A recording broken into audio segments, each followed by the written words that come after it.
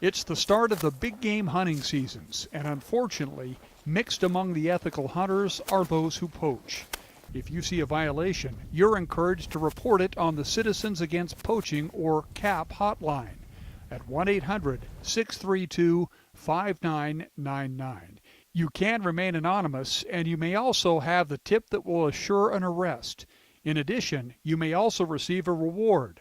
Last year, 645 people called that number, resulting in $13,995 in rewards.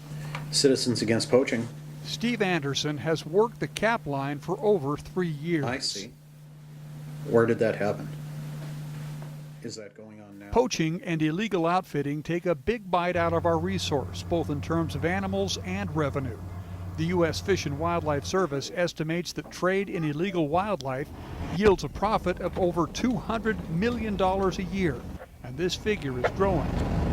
Yeah, Team 6 is clear, and the CAP line is one of the tools that officers use to combat this trend. Since 1986, when records are first available, $322,517 have been awarded to callers. This has resulted in over 3,000 citations. But callers need to be timely and accurate. Find out and observe as much as you can about the scene. Descriptions of the people involved, license number of the vehicles, the location, the day, and the time, and of course what was poached. And so if you can supply CAP with that information, then it's very likely, well, it's almost certain that a citation will be issued. The CAP line was launched in the early 1980s by a group of sportsmen who donated their own money to get it started. It is still primarily funded by donations and a voluntary dollar checkoff by sportsmen applying for controlled hunts.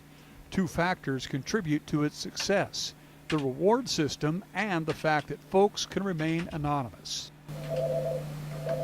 I do think too that the poacher is becoming more conscious about the idea or the fact that maybe somebody's looking over his shoulder, and so in that respect I think it's become a deterrent that we didn't have before.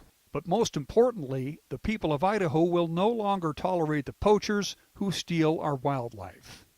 People have finally come to the idea that if someone is poaching, they're not stealing from Fish and Game, they're stealing from everybody in the state. And it's to our benefit to see that those people don't continue to do that.